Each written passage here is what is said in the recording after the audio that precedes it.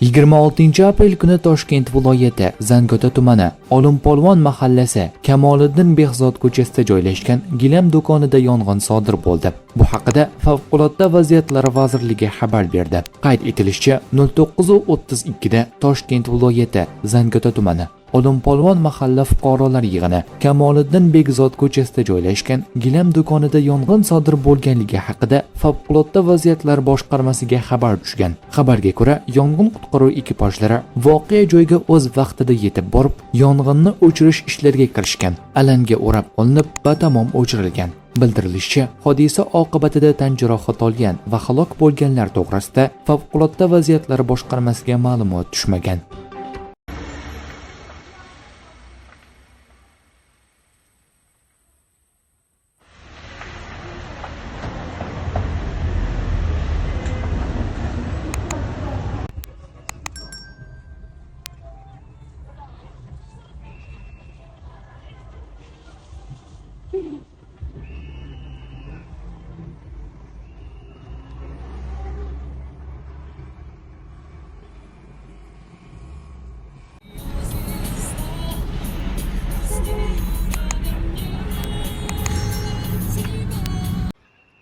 Olimpolvonda katta yong'in bo'lyapti.